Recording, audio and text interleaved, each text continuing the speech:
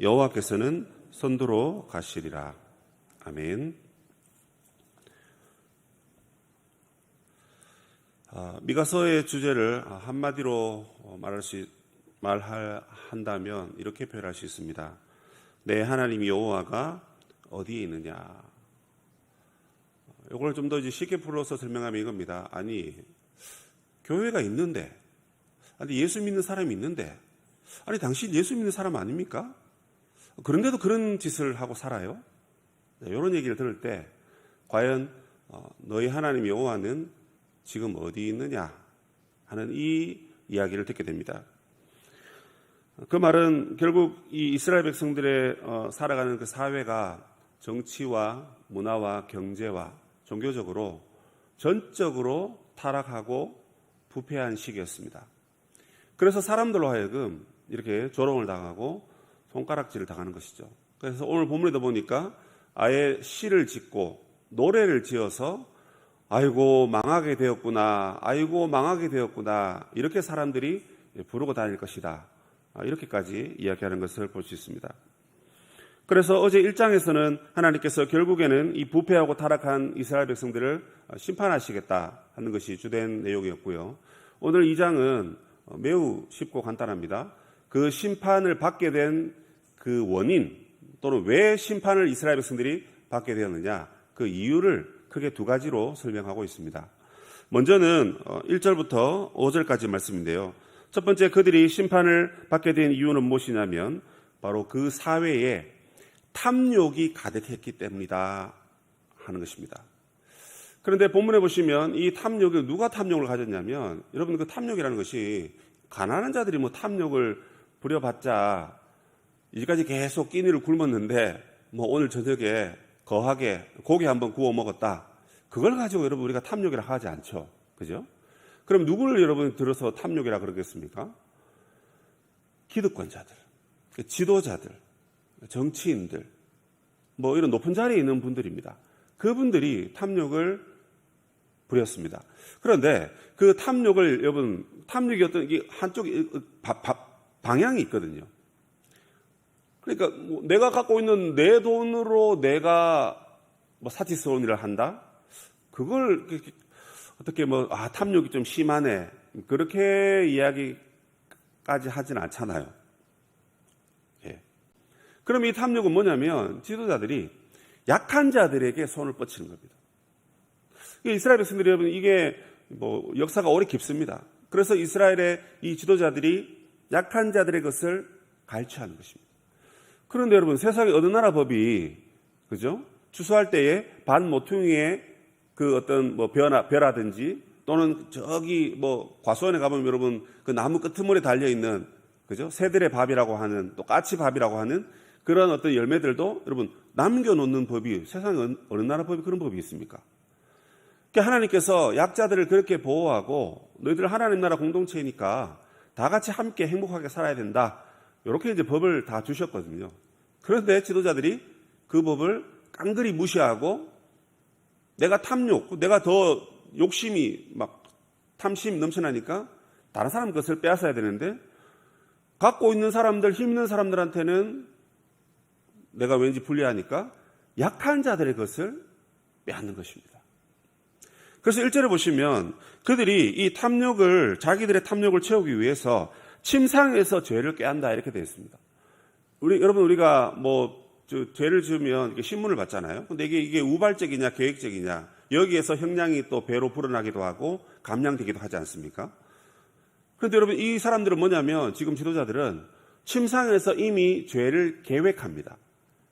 그죠? 그러니까 지난 밤에 그것을 계획하고 아침 일찍 일어나서 날이 밝으면 그 손에 힘이 있기 때문에 그것을 행한다라는 것입니다.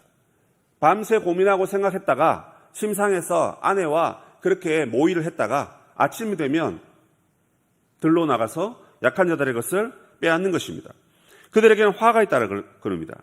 그들의 밭을 빼앗고 집을 탐하고, 그리고 심지어 남자와 그 집에 있는 많은 것들을 강탈한다, 이렇게 되어 있습니다. 다 이게 빼앗아 가는 것이죠. 일종의 권력형 비리, 이렇게 해도 이야기를 할 수 있을 것 같습니다.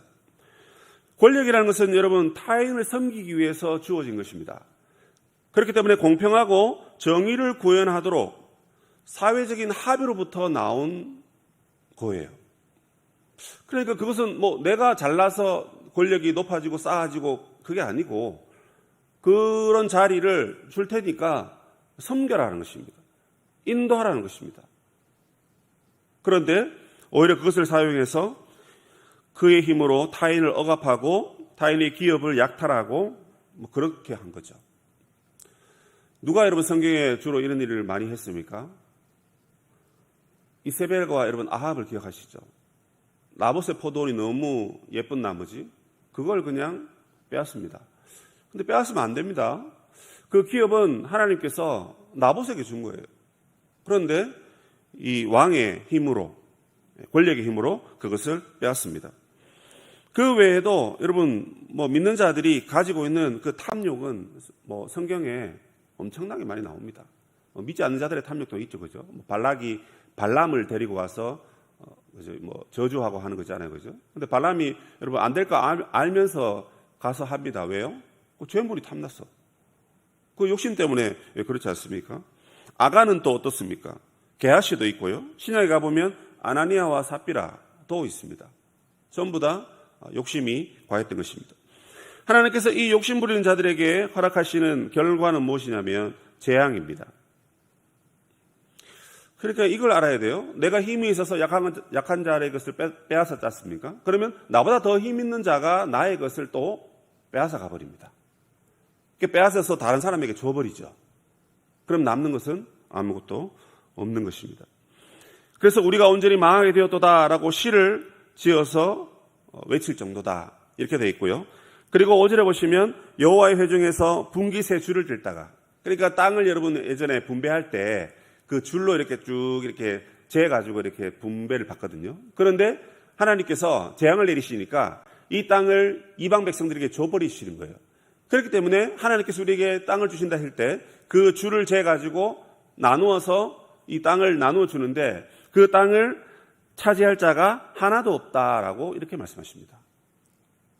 하나님이 내리신 심판이니까 우리 아버지가 화를 내봤자 한두 시간 안에 풀어지시고 뭐 길어봤자 하루 이틀, 그리고는 뭐 화를 내시더라도 이렇게 화를 푸시잖아요. 사람들은 그렇습니다. 그런데 하나님의 진노는, 하나님의 재앙은 그렇지 않는 것입니다. 아예 손을 대지 못하도록 아예 나누어 주겠다 하셨지만 나누어 줄 수 없게끔 하나님께서 그렇게 하신 것입니다. 여러분 중세에 수도사와 수도원 운동이 일어났다는 것은 여러분 뭐 대략적으로 아실 것입니다. 그 이유는 중세 교회가 매우 타락했기 때문에 그렇습니다. 타락하니까 그 안에서도 이렇게 나뉘어져 버린 거예요. 그래서 그 사람들이 수도원을 짓고 뭐 산으로 들어가고 수도사 생활을 합니다. 그 수도사들이 수도원을 짓고 수도사 생활을 하게 된 가장 결정적인 요인이 교회의 탐욕 때문입니다. 그때 여러분 중세 시대에 많은 귀족들이 부동산과 땅에 관심을 가지기 시작했습니다. 그래서 부동산과 땅이 여러분 그게 돈이 된다는 것을 뭐 그 이전부터도 뭐 그런 사회적인 여러 가지 풍토 속에서 알고 있었던 거지만 이게 여러분 심했습니다.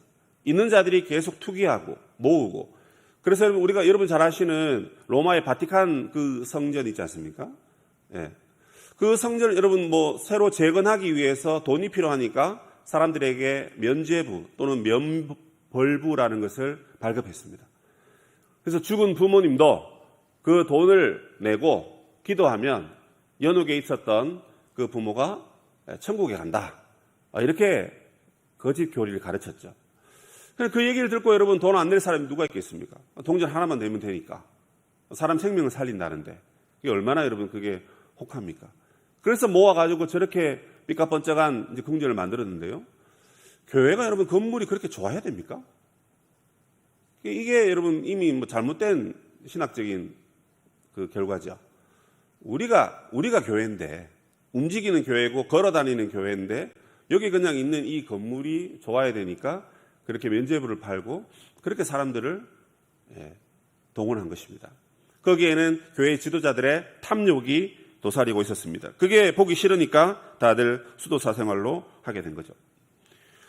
여러분, 근데 이제 부요한 것 자체가 탐욕은 아닙니다. 아니, 내가 태어났는데 우리 아버지가 물려준 유산이 있어서 내가 부자더란 말입니다. 땅도 많고. 근데 그게 여러분 뭐 탐욕이라고 말할 수 없죠. 근데 여러분, 그 돈이 목적이 될 때 탐욕이 된다. 누가 이렇게 말하더라고요. 그러니까 돈을 나는 많이 벌기 위해서 계속 돈 하면서 계속 추구하면 여러분, 그게 탐욕이라는 것입니다. 있는 것 자체를 가지고 그걸 잘 사용하고 청지기의 관점에서 하나님이 맡기신 거니까 하나님 뜻대로 잘 활용하면 그건 죄가 아닙니다. 그런데 돈이 돈을 본다 그러죠. 예, 뭐 말은 그렇더라고요. 돈이 돈을 본다 그러니까 돈이 목적이 되어서 인생을 죽을 때까지 돈만 바라보다가 죽고 뭐 그렇게 살면 아이고, 그 인생은 정말 비린내 나는 탐욕쟁이였다. 뭐 이런 여러분 얘기를 듣지 않습니까? 세상에 여러분 이렇게 탐욕적인 것은 어쩌면 당연한 이치일 것입니다. 무한 경쟁 시대에 뭐 자기의 자유로 자기의 힘으로 재산을 불리고 그걸 위해서 떵떵거리며 사는 것 뭐 누가 뭐라 하겠습니까? 속으로는 부러워하면서 아이고, 나도 됐으면 좋겠다. 뭐 이런 마음이 혹 드는지 모르지만, 그러나 지금 여러분 이 교회 안에 특별히 힘 있는 자들이 약한 자들의 것을 착취하는 것, 이거는 명백히 10번째 계명을 어기는 것입니다. 내 이웃에 있는 모든 소유와 아내와 종, 이런 것들을 탐내지 말라 했습니다. 그런데 그 일을 행하니까 하나님께서 벌을 내리시는 것입니다. 참 여러분, 이게 좀 늘 듣던 얘기니까 그냥 아시는 얘기니까 당연하게 다가올 수도 있는데요. 여러분, 이런 생각이 들었습니다. 하나님께서 우리를 심판하신 이유가 단순한 종교적 이유 때문이 아니라는 것입니다. 그러니까 여러분, 우리가 더 기도하고 더 전도하지 못했기 때문에 하나님 우리에게 복을 안 주시고 때로는 벌을 주시는구나, 또 고통을 주시는구나, 뭐 이건 그렇게 생각할 수 있다고 봐요. 우리가 하나님의 자녀인데 기도도 게을리하고 예배도 안 드리고 그냥 하나님 보시기에 어디 한 구석 예뻐 보일 만한 구석이 없는 거예요. 그럼 복을 못 받죠. 그래서 여러분, 우리가 종교적 문제 때문에 종교적인 또 마땅히 행해야 될 것을 행하지 않으면 우리가 복을 못 받구나, 이렇게 볼 수 있는데, 여기서 여러분 한 단계 더 나아간 것입니다. 하나님 사랑이 이웃 사랑과 연결되어 있다는 것은 다 아는 사실이죠. 하나님을 사랑한다고 하면 그 사랑이 이웃 사랑으로 나타나는 것이 정상적입니다. 그런데 오히려 이웃의 것을, 약자의 것을 빼앗는 것입니다. 여기서 여러분 우리가 단순히 돈만을 빼앗는 것을 말하는 것이 아니겠죠. 내가 좀 더 지혜롭다고 해서 나보다 지혜롭지 못하다고 생각되는 그 사람을 무시하거나 깔보는 것, 여러분 그것도 결국 우리의 탐욕이고 우리의 죄악입니다. 내가 교회에서 좀 더 중요한 위치에 있으니까 그렇지 않은 자들 그냥 천하게 여기고 뭐 하나님의 백성으로 그리스도의 몸된 지체로 여기지 않는 것, 그것도 나 자신만을 위하는 어떤 탐욕스러운 마음이 우리 안에 들어있는 것입니다. 예수님 말씀하셨죠. 섬길 만한 자들, 사랑할 만한 자들을 사랑하는 것은 누구나 다 한다라는 것입니다. 그 말씀이 제가 어릴 때 들을 때 되게 충격적이었어요. 죄인들도 그렇게 한다는 것입니다. 아무리 여러분 살인자라 할지라도 부모들은 자기 자녀 사랑하는 것입니다. 그런데 주님이 사랑하신 걸 보면 세리와 죄인들을 사랑하셨어요. 그들을 섬기시고 그들의 친구가 되어주셨습니다. 그러나 종교 지도자들은 종교적인 탐욕에 치우쳐서 오히려 그들을 정죄하고 그들과 함께하는 예수님 또한 정죄하는 것을 여러분 보게 되는 것입니다. 약한 자들의 재물을 나의 힘으로 탐하는 자들은 하나님 나라를 유업으로 받을 수 없습니다. 그래서 하나님과 재물을 겸하여 섬길 수도 없다. 예수님께서 다시 한번 우리에게 말씀하셨습니다. 예수님께서 제자들을 파송하셨습니다. 70명의 제자들을 파송하실 때 핵심이 무엇입니까? 돈에 의지하면서 사역하지 말라 하는 것입니다. 이걸 오늘날 우리 사역자들이라든지 또 주의 종들도 다시 한번 생각해 봐야 될 부분들이더라고요. 아유, 목사님, 교회가 돈이 없으면 어떻게 선교하고, 어떻게 구제하고, 어떻게 사역합니까?